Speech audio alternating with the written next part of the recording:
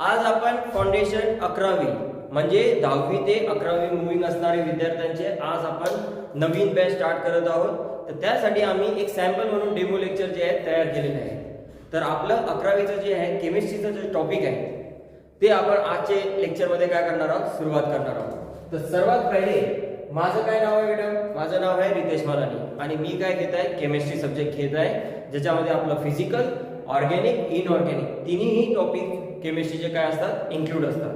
तर आजच्या आपण लेक्चरमध्ये जो टॉपिक सुरू करणार आहे तो तुमचा 11वीचा पहिला टॉपिक आहे. त्याचं नाव काय बेटा? Some basic concept of chemistry. Some basic concept of chemistry. तो some basic concept of chemistry जे आहे ते आजच्या टॉपिक मध्ये अपन स्टार्ट करना है.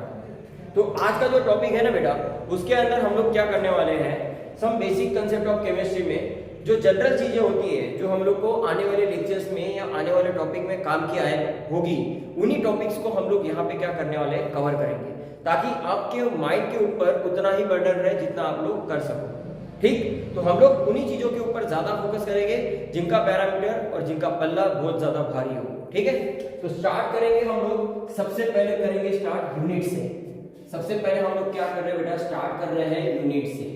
तो यूनिट जो है वो हमारा पहला पार्ट रहेगा some basic concept of chemistry में.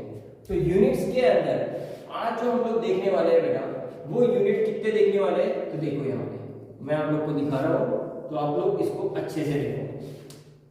ठीक है, तो यहाँ पे पहला हम लोग जो यूनिट देखने वाले हैं वो यूनिट देखेंगे बेटा 7 फंडामेंटल यूनिट, जिसको मैं बेसिक यूनिट के नाम से देता हूं. बेसिक यूनिट, ठीक, या फिर इसको मैं लिखता हूं एसआई यूनिट. ठीक, उसके बाद में हम लोग दूसरा देखेंगे बेटा यहाँ पे बेसिक यूनिट के बाद में, उसका नाम है बेटा डिराइव यूनिट्स. क्या नाम है उसका? Derive units. और उसके बाद हम लोग देखेंगे प्रीफिक्स. ठीक है, तो ये हमारा पैटर्न रहेगा इन यूनिट्स के लिए.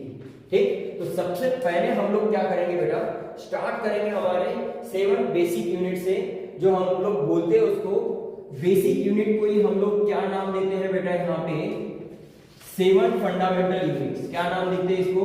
7 फंडामेंटल यूनिट्स. तो ये 7 फंडामेंटल जो यूनिट्स है ये हमारे कौन से हैं? बेसिक यूनिट को ही हम लोग क्या लिखते हैं बेटा, 7 फंडामेंटल यूनिट्स. और ये जो 7 फंडामेंटल यूनिट्स है ना, ये आए कहां से बेटा? SI units. ये कौन है? सारे हमारे एसआई यूनिट्स है, जिसको हम लोग बोलते हैं international system of unit. SI का फुल फॉर्म क्या होता है? International system of unit. उसी को हम लोग लिखते हैं एसआई यूनिट. तो कौन से हमारे 7 फंडामेंटल यूनिट्स है केमिस्ट्री के लिए या फिर जनरल चीजों के लिए, तो उसके हम लोग स्टार्ट करते हैं सबसे पहले. तो यहाँ पे मैं पहले मार्कर फिक्स कर लेता हूँ. ठीक, इस जगह पे. अब यहाँ देखो, सबसे पहले हम लोग लिखते हैं बेटा, हमारा पहला जो यूनिट होगा वो रहेगा बेटा किसके लिए? मास. ठीक, पहला रहेगा मास. फिर मास के लिए जो यूनिट, मास के लिए जो हम लोग यूनिट लिखते हैं वो लिखते हैं बेटा किलोग्राम. क्या लिखते हैं यहाँ पे? किलोग्राम. और उसी किलोग्राम का सिंबल क्या होता है बेटा? केजी.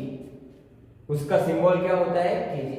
फिर आ जाते हैं हम लोग नेक्स्ट जो है लेंथ, जो है हमारा लेंथ. ये हमारा नेक्स्ट वाला पार्ट है.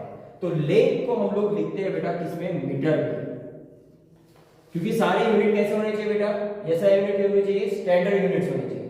तो मीटर, तो मीटर को हम लोग सिंबल में लिखते हैं एम. फिर उसके बाद में आता है हमारा थर्ड वाला पॉइंट, जिसको हम लोग लिखते हैं बेटा एरिया, टेम्परेचर. टेम्परेचर के पहले आ जाता है टाइम. तो टाइम को हम लोग लिखते हैं बेटा सेकंड. किसमें लिखते हैं? सेकंड में. और जिनका सिंबल लिखा जाता है एसईसी. तो ये हो गया हमारा टाइम का यूनिट. उसके बाद में अगर हम बात करें चौथे वाले पार्ट का, तो टाइम के बाद में आता है बेटा हमारा इलेक्ट्रिक करंट. तो इलेक्ट्रिक करंट जो है उसके लिए हम लोग यूज करते हैं बेटा एम्पेयर.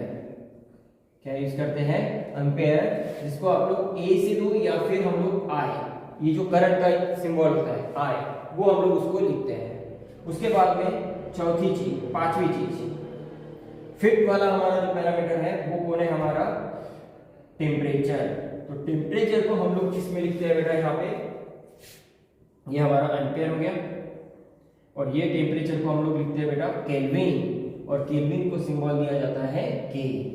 उसके बाद में अब जगह तो नीचे नहीं बची है, तो हम लोग क्या करते हैं, जो हमारा पांचवे के बाद में जो छठवा है वो 6 नंबर का कौन है हमारा, तो 6 नंबर का है बेटा हमारे लिए अमाउंट ऑफ सब्सटेंस।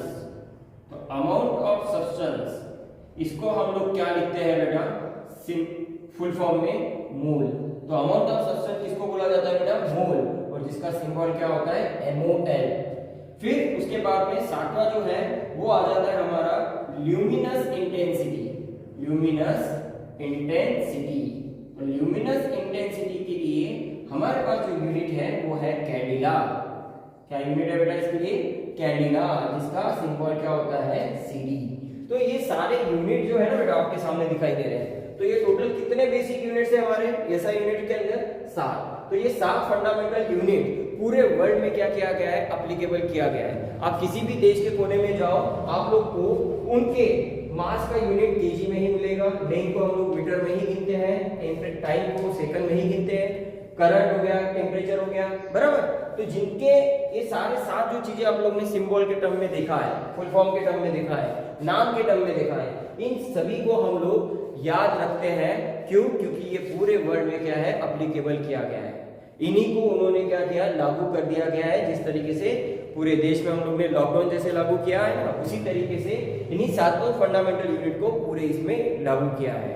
तो अभी आप लोग को क्या करना है, ये चीजें नोट डाउन कर लेनी है कि भाई हमारे पास कितने यूनिट्स हैं, 7 फंडामेंटल बेसिक यूनिट्स हैं जो पूरे वर्ल्ड में क्या किया है, एप्लीकेबल किया है। तो नोट डाउन करो इसको।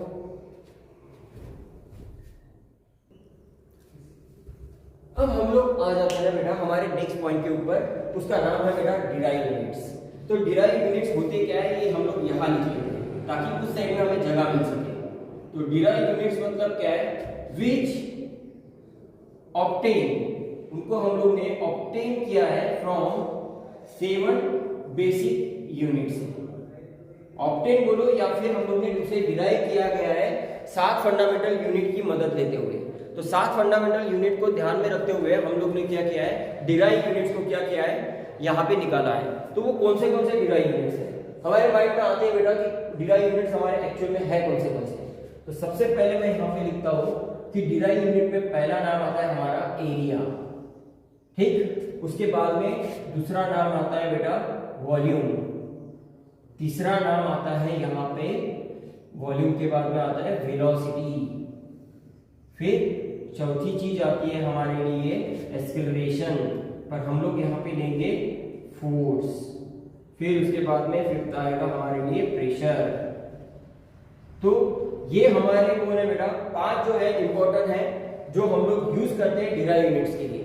तभी डिराइव यूनिट्स के अंदर अगर हम लोग बात करें एरिया का, तो एरिया को हम लोग लिखते हैं मीटर क्यूब में, किसमें लिखते हैं, सॉरी मीटर स्क्वायर में, किसमें लिखा जाता है, इनको मीटर स्क्वायर के अंदर लिखा जाता है। फिर वॉल्यूम की अगर बात करें तो इसे हम लोग किसमें लिखते हैं बेटा, मीटर क्यूब में। तो ये देखो मीटर दोनों कहां से आया है, 7 फंडामेंटल यूनिट से ही आया है, जो लेंथ का यूनिट है कौन, मीटर। तो वॉल्यूम को भी हम लोग किसमें कहते हैं बेटा, मीटर क्यूब। अब ये आया कैसे, तो ये आएगा लेंथ इनटू ब्रेथ, ठीक। अब ये क्या आएगा हमारा volume, length into breadth into height, तो ये आ गया हमारा वॉल्यूम का। उसके बाद में वेलोसिटी की अगर बात करें, distance travel per unit time, कितना डिस्टेंस ट्रैवल किया है पर यूनिट टाइम पे, तो इसको हम लोग लिखते हैं बेटा मीटर पर सेकंड, इसमें लिखते हैं इसको मीटर पर सेकंड। फिर फोर्स जो होता है बेटा वो होता है हमारा मास इनटू एक्सेलरेशन। तो क्या होता है ये फोर्स, मास इनटू एक्सेलरेशन। तो मास को हम लोग किसमें लिखते हैं बेटा, केजी में, मास को किसमें लिखते हैं हम लोग, केजी में। और इनका जो ये है क्या नाम दिया जाता है हम लोग, एक और इन्होंने मेंशन किया हुआ है कि जो फोर्स है वो एक्चुअल में मास इनटू एक्सेलरेशन है, पर एक्सेलरेशन मतलब क्या है, वेलोसिटी पर यूनिट टाइम, तो वो हमारा एक्सेलरेशन हो गया। तो एक्सेलरेशन वेलोसिटी का इंक्लूड हो गया, मतलब वेलोसिटी में कौन आ गया हमारे लिए, मीटर आ गया। तो यहाँ पे हम लोग क्या करेंगे, केजी को मीटर, फिर यहाँ पे आ जाएगा सेकंड स्क्वायर। तो ये आप लोग का क्या बन जाएगा बेटा, फोर्स का यूनिट। तो फोर्स का यूनिट मतलब क्या है, मास इनटू एक्सेलरेशन। तो देखो कैसे लिया, मास को मैंने लिखा हो केजी और एक्सेलरेशन मतलब क्या है, वेलोसिटी पर यूनिट टाइम। तो वेलोसिटी का यूनिट क्या है बेटा, मीटर पर सेकंड। तो मीटर पर सेकंड के बाद में पर यूनिट टाइम एक्सेलरेशन में और जुड़ रहा है, इसलिए हम लोग यहाँ पे क्या लिख रहे हैं, केजी मीटर, और यहाँ पे क्या आ रहा है, सेकंड स्क्वायर। ठीक, तो ये आ गया हमारा फोर्स का। अब प्रेशर को जो हम लोग लिखते हैं वो होता है फोर्स पर यूनिट एरिया। ठीक है ना, कितना हम लोगों ने फोर्स अप्लाई किया है पर unit area of the cylinder, तो वो हम लोग को मेंशन करते हैं प्रेशर में। तो प्रेशर के लिए फोर्स पर यूनिट एरिया है, इसके मतलब फोर्स क्या है हमारे पास, ये वाला है, और एरिया हमारे पास क्या है बेटा, मीटर स्क्वायर। तो आप देखो यहाँ पे क्या आ रहा है, केजी मीटर पर सेकंड स्क्वायर डिवाइड में कौन है, एरिया, कौन, मीटर स्क्वायर। तो आप जब इसको कट करोगे तो ये कितना बच रहा है हमारे पास, केजी मीटर इनवर्स और ये सेकंड स्क्वायर। तो ये आप लोग का प्रेशर का यूनिट है बेटा। ठीक, तो ये सारे डिराइव यूनिट मैंने 7 फंडामेंटल यूनिट को ध्यान में रखते हुए निकाले हैं। ठीक, जो हमारे काम की चीजें हैं उन्हीं को हम लोग ने यहाँ पे फोकस किया हुआ है। ठीक है, तो आप लोग क्या करो, इन चीजों को मेंशन कर लो कि भाई एरिया को हम लोग मीटर स्क्वायर में लिखते हैं, क्यों, क्योंकि लेंथ इनटू ब्रेथ, फिर volume length into breadth into height मतलब मीटर क्यूब, फिर वेलोसिटी मतलब distance travel per unit time मतलब मीटर पर सेकंड, फिर फोर्स मास इनटू एक्सेलरेशन, तो मास किसमें होगा, केजी में, और एक्सेलरेशन मतलब क्या है, वेलोसिटी पर यूनिट टाइम, तो आ गया मीटर पर सेकंड स्क्वायर। फिर प्रेशर मतलब फोर्स पर यूनिट एरिया मतलब क्या आ जाएगा, KG metre inverse second square. ठीक, तो ये आप लोग का कौन रहेगा बेटा, सारे डिराइव यूनिट्स रहेंगे हमारे। ठीक, जो हमारे काम की चीजें हैं तो वो हम लोग ने यहाँ पे क्या किया है, नोट डाउन कर लिया है। अब इसके अलावा जो हमारे पास प्रीफिक्स है, वो प्रीफिक्स इसके लिए काम में आते हैं, वो चीजों के बारे में हम लोग देखेंगे। तो ये इतना आप लोग नोट डाउन कर लो।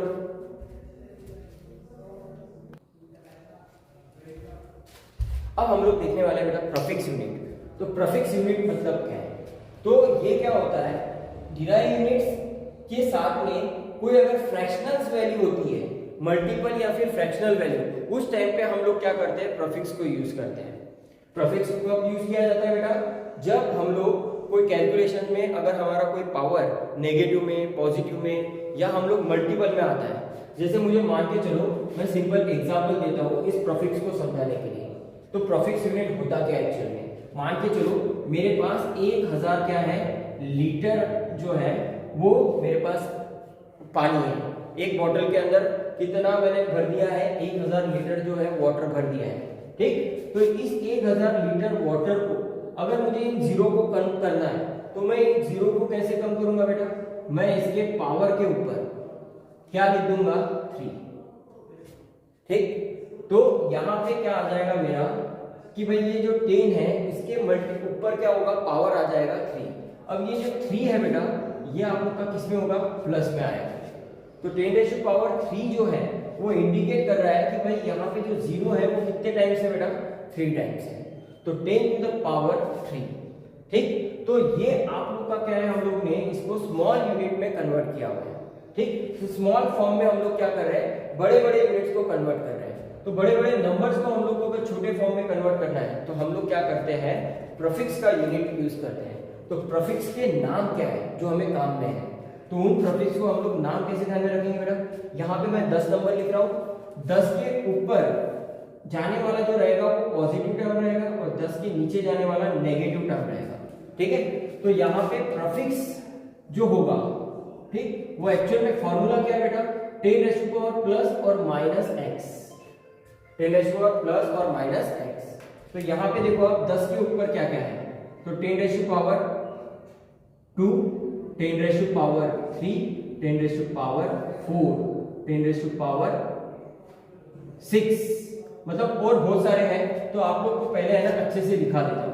पहले मैं लिखता हूँ यहाँ पे हेडिंग के ऊपर कि भाई प्लस वाले प्रीफिक्स बताओ, 10⁻+x के वाले प्रीफिक्स बताओ। तो देखो यहाँ पे 10⁻², 10⁻³ थोड़ा नजदीक नजदीक लिखता हूँ 3, फिर 10⁻, यहाँ पे आएगा 6, फिर 10⁻⁹,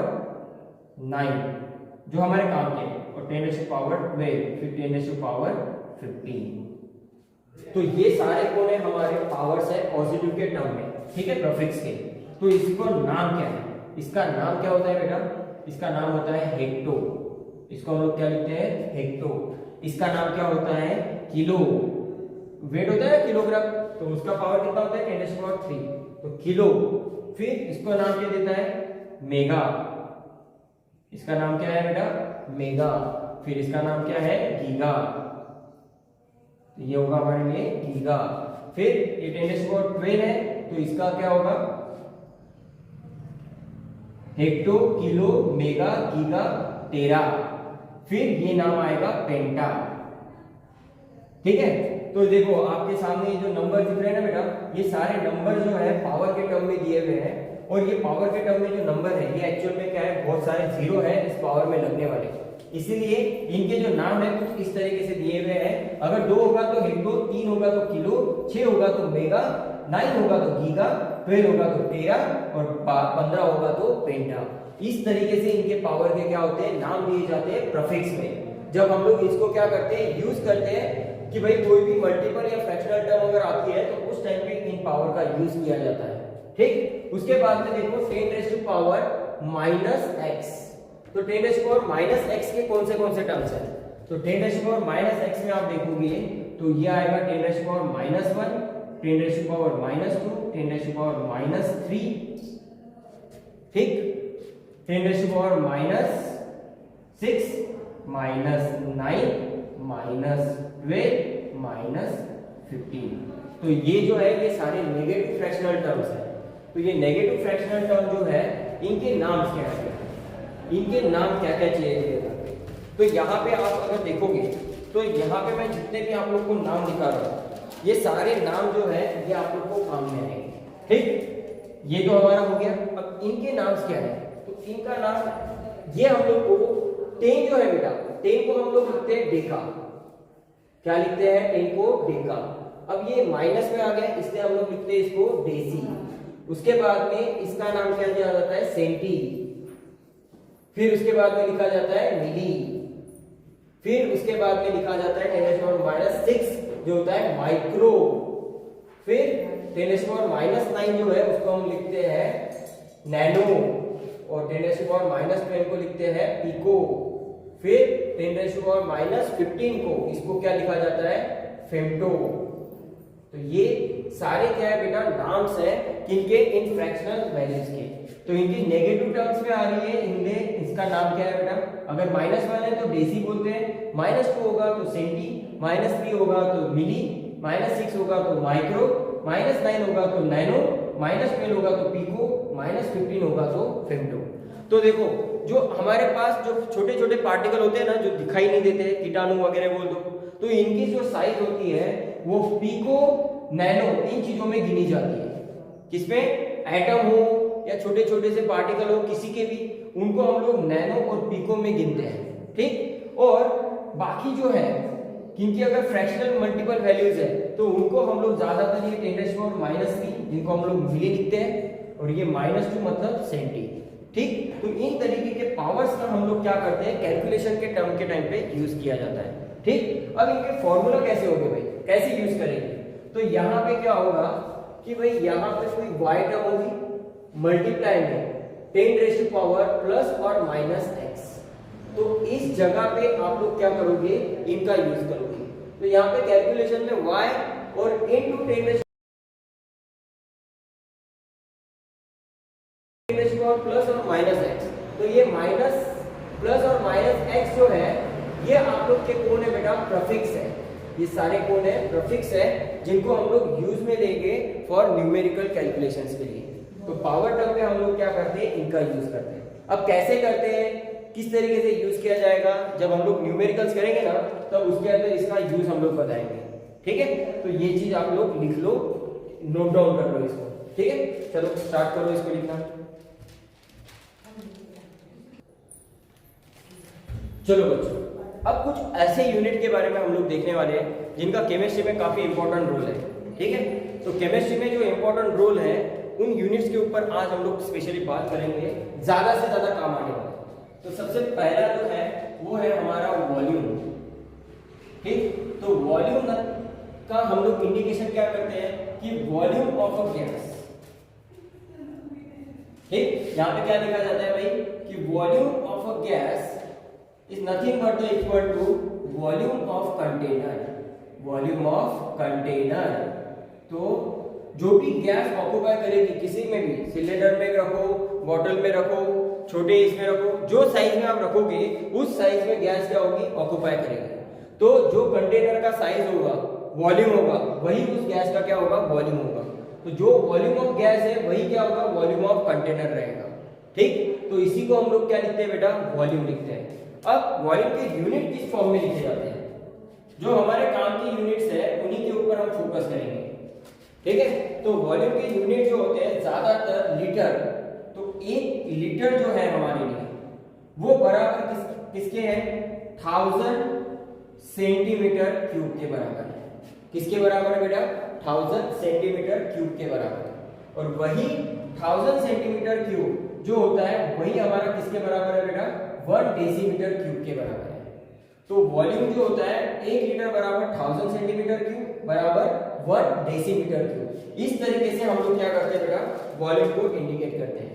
अब यहाँ पे देखो 1 ml, या फिर आप ऐसे लिख सकते हो इसको 1000 ml। यहाँ पे मैं क्या लिख रहा हूँ, 1000 ml भी लिख सकता हूँ इसको। अब यहाँ पे 1 ml मतलब कितना बेटा, अगर 1 लीटर बराबर 1000 ml होगा तो 1 ml बराबर कितना सेंटीमीटर क्यूब होगा, तो 1 सेंटीमीटर क्यूब बराबर है, कितना होगा, 1 सेंटीमीटर क्यूब। अब यहाँ पे क्या है कि भाई 1 मीटर क्यूब बराबर कितना, अगर मैं बोलूं कि भाई 1 मीटर क्यूब बराबर कितना सेंटीमीटर क्यूब, कितना सेंटीमीटर क्यूब, तो भाई देखो 1 लीटर मतलब क्या है, 1000 सेंटीमीटर क्यूब है और वो बराबर 1 डेसीमीटर क्यूब है। अब यहाँ पे बोला गया है कि भाई 1 मीटर क्यूब बराबर कितना होता है, तो 1 मीटर क्यूब बराबर होता है 10⁻⁶ सेंटीमीटर क्यूब। क्यों ऐसा लिखा हुआ है मैंने, क्योंकि 1 मीटर बराबर कितना होता है बेटा, 100 सेंटीमीटर। 1 मीटर कितना होता है, बराबर 100 सेंटीमीटर।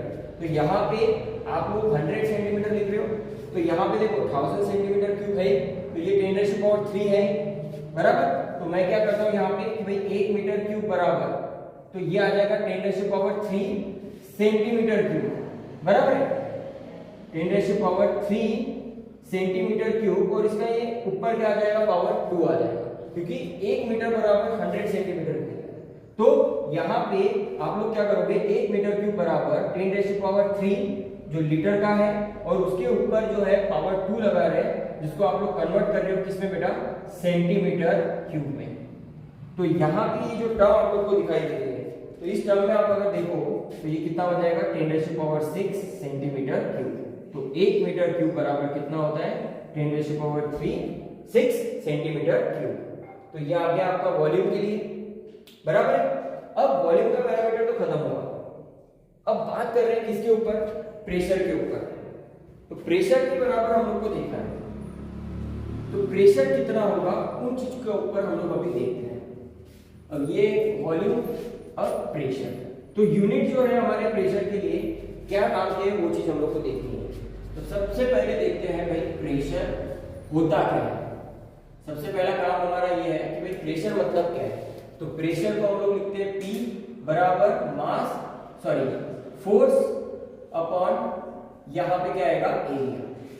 तो force exerted per unit area of the container, force exerted per unit area of the container, वही हमारे लिए कौन होगा, प्रेशर। तो ये हमारा क्या होगा, प्रेशर के लिए फॉर्मूला बन जाएगा। अब केमिस्ट्री में जो प्रेशर है उसको हम लोग लिखते हैं बेटा 1 न्यूटन बराबर क्या होता है, 1 kg मीटर पर सेकंड स्क्वायर। ठीक, ये हम लोग ऑर्डिनरी डिराइव यूनिट में निकाल चुके हैं, 1 kg मीटर पर सेकंड स्क्वायर बराबर। अब हम लोग को पता करना है कि भाई 1 पास्कल मतलब कितना। तो 1 पास्कल जो होगा वो हमारे लिए कितना इंडिकेट होगा, 1 न्यूटन पर मीटर स्क्वायर। 1 पास्कल हमारे लिए कितना होता है, 1 न्यूटन पर मीटर स्क्वायर। ये सारे प्रेशर के यूनिट्स हैं। ठीक, 1 न्यूटन बराबर कितना होता है, तो 1 पास्कल बराबर कितना हो रहा है, 1 न्यूटन पर मीटर स्क्वायर। अब यहाँ पे 1 बार 1 बार बराबर मतलब कितना है, तो 0.98 एटमॉस्फेयर। कितना होता है, 0.98 एटमॉस्फेयर। तो 1 बार बराबर क्या होता है, 0.98 एटमॉस्फेयर। अभी जो हम लोग यूनिट यूज कर रहे हैं ना बेटा ज्यादातर प्रेशर का, तो वो अभी बार की यूज कर रहे हैं, एटमॉस्फेयर में हम लोग अभी यूज नहीं कर रहे हैं। तो अभी हम लोग जो भी यूनिट कर रहे हैं प्रेशर का, वो किस में ले रहे हैं, बार के इसमें ले रहे हैं। ठीक, तो यहाँ पे अगर बात करेंगे तो 1 एटमॉस्फेयर बराबर कितना है, तो 101.325 पास्कल। कितना होता है, 101.325 पास्कल, इतना होता है 1 एटमॉस्फेरिक प्रेशर का यूनिट। बराबर। अब इसके अलावा हम लोग अगर मर्क्यूरी के फॉर्म में अगर लिखते हैं, जो मर्क्यूरी कॉलम्स होते हैं ना, उसके हिसाब से अगर प्रेशर को मेजर करें तो 1 एटमॉस्फेयर बराबर 760 बार। कितना होता है, 760 बार, या फिर 760 mm of Hg, 760 mm of Hg। ठीक, तो ये हमारा क्या हो गया in term of bar, in term of atmosphere. Sorry, ये हमारे लिए क्या बन जाएगा, 760 mm ऑफ Hg। ठीक, ये हमारा कितना बन गया यहाँ पे, 1 एटमॉस्फेयर बराबर कितना,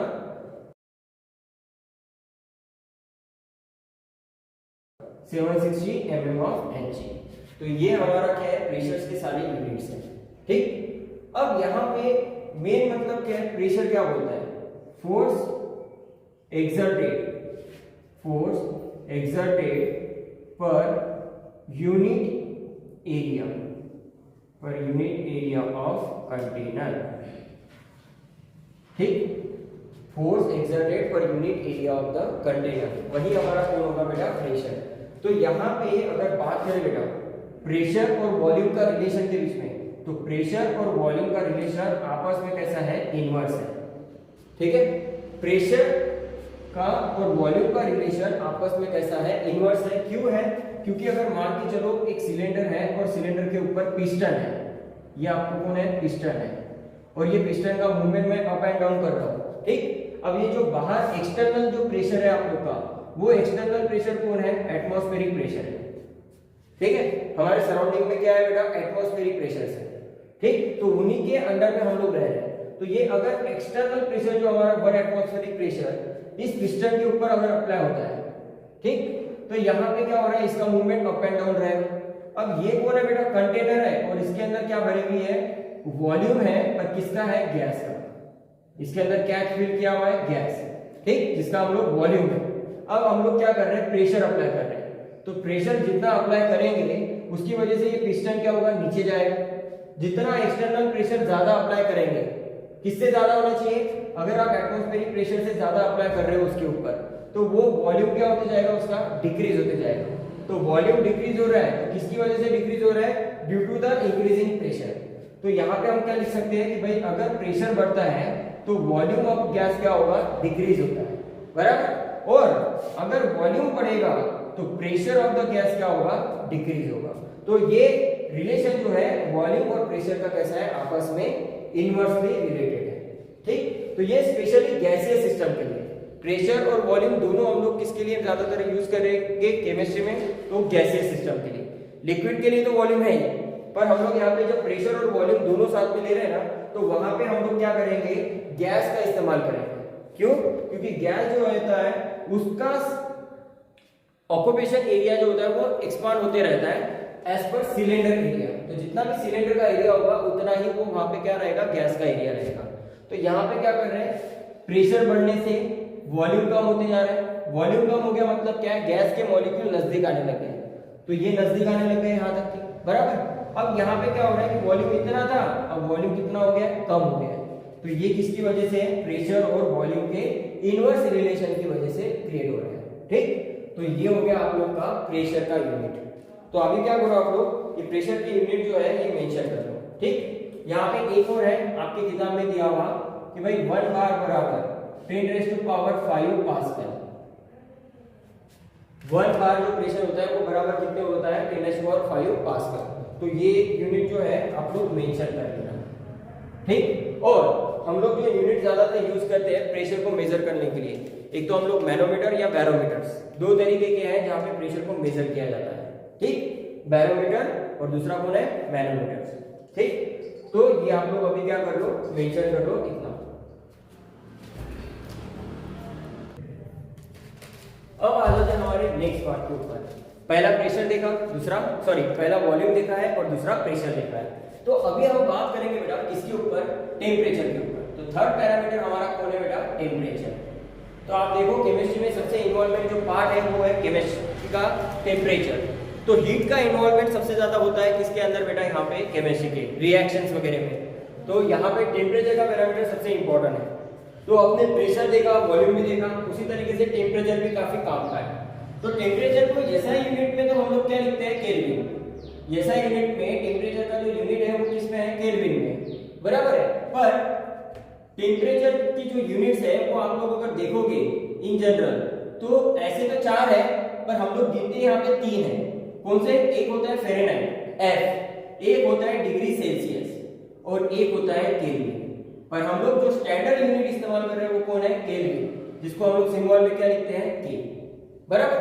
अब यहाँ पे इन तीनों का अगर रिलेशन की बात करें फॉर्मूला पैटर्न के हिसाब से, मान के चलो मुझे डिग्री सेल्सियस टेम्परेचर जो है वो डिग्री सेल्सियस में दिया है और उसे मुझे किस में कन्वर्ट करना है, केल्विन में। तो केल्विन में कन्वर्ट करने के लिए जो फॉर्मूला होता है वो होता है x डिग्री सेल्सियस, जो भी आप लोग की x की वैल्यू रहेगी वो यहां डालना है और साथ में ऐड कर देना है 273.50।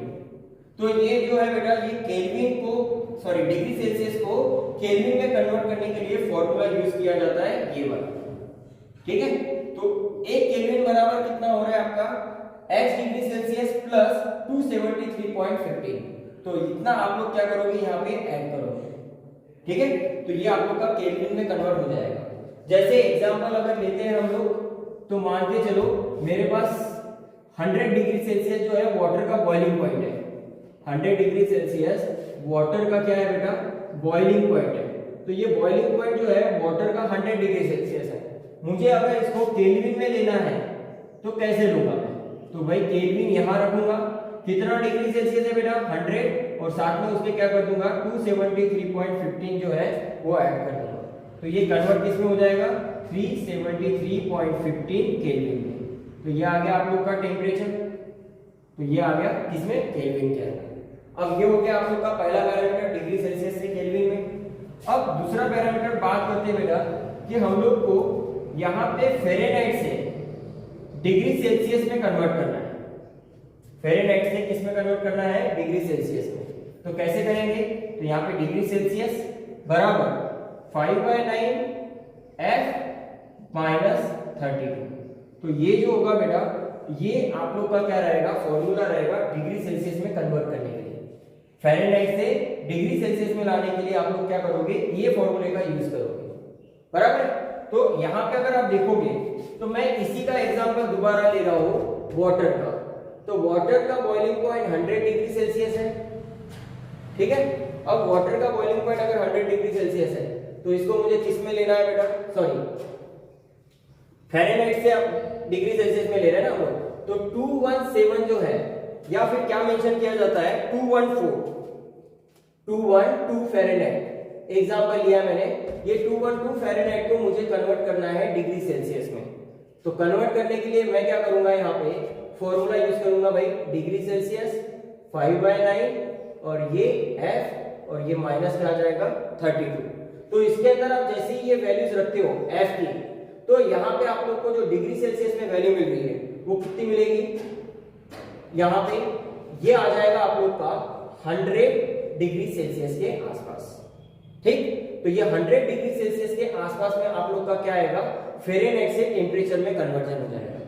तो ये पैरामीटर कहां से लिया मैंने कि भाई ये जो है हमारा फ़ारेनहाइट, ये कितना दिया हुआ है 212 फ़ारेनहाइट दिया हुआ है हाईएस्ट, जो डिग्री सेल्सियस में कन्वर्ट करना है। तो इसकी वैल्यू यहां रख दो, इसको पूरा कैलकुलेट करो। तो डिग्री सेल्सियस की वैल्यू आप लोग को कितने में मिल रही है, 100 डिग्री सेल्सियस के आसपास। फिर उसके बाद में अगर मान के चलो तीसरा एग्जांपल अगर ले, दूसरा हो गया ये, तीसरे एग्जांपल में अगर मान के चलो मैं डिग्री सेल्सियस को फ़ारेनहाइट में अगर कन्वर्ट करता हूं तो 117 डिग्री सेल्सियस कितना है 117। अब देखो बेटा, ये तो हो गया हमारा फ़ारेनहाइट से डिग्री सेल्सियस में। डिग्री सेल्सियस से फ़ारेनहाइट में अगर जाना है तो वापस से हम लोग क्या कर रहे हैं, वापस से हम लोग क्या करने वाले हैं, अब इसी के अंदर हम लोग क्या करेंगे, डिग्री सेल्सियस में लेना है तो वापस से आप क्या करो, वाटर का बॉइलिंग पॉइंट कंसीडर करो 100 डिग्री सेल्सियस। तो फ़ारेनहाइट में आप लोग क्या कर दो, वाटर का वैल्यू डाल दो 9/5 into 100 प्लस 32। जब आप इसे सॉल्व कर रहे हो तो ये फ़ारेनहाइट में इसकी जो वैल्यू है ये आप लोग को कितनी मिलेगी, 212 मिलेगी। कितनी मिल रही है, 21। तो ये क्या है, सारे यूनिट कन्वर्जन है टेम्परेचर के पैरामीटर के ऊपर। पर बेटा हम लोग जो टेम्परेचर यूज कर रहे हैं ना, वो एक्चुअल में कौन सा टेम्परेचर है हमारा, केल्विन। तो ये जो केल्विन वाला जो टेम्परेचर है, इसको हम लोग सबसे ज्यादा यूज करते हैं। इसका इस्तेमाल सबसे ज्यादा यूज होता है आपको न्यूमेरिकल कैलकुलेशंस के लिए। तो केमिस्ट्री में फ़ारेनहाइट डिग्री सेल्सियस से ज्यादा इंपॉर्टेंट कौन है, आपका केल्विन है। इसीलिए 7 फंडामेंटल यूनिट में उसका नाम इंक्लूड किया गया है। ठीक है, तो आप अभी क्या करो, ये टेम्परेचर के पैरामीटर को आप इतना नोट डाउन कर दो। ठीक है, यहाँ पे आप लोग को थोड़ा सा मिस्टेक दिखेगा कि यहाँ पे 100 डिग्री सेल्सियस आप लोग का कैलकुलेशन में नहीं आ रहा है, पर एक्चुअल में ये मेजरमेंट वैल्यू है बेटा, जो उन्होंने एक्सपेरिमेंटल के थ्रू निकाली हुई है। तो हम लोग यहाँ पे कैलकुलेट कर रहे हैं थ्योरेटिकल बेस पे, पर वहां पे एक्सपेरिमेंटल बेस पे उनको वो जो है वैल्यू 100 डिग्री सेल्सियस के आसपास एक्यूरेट मिल रही है, मतलब 99.98 के आसपास। ठीक है, तो ये आप लोग के क्या रहेगा बेटा, जो बॉक्स में बना के दिए हुए, ये देखो ये बॉक्स बना दिया मैंने और ये वाला बॉक्स बना दिया, तो ये सारे कन्वर्जन फैक्टर हो गए आपके टेम्परेचर के। चलो नोट डाउन कर लो इसको।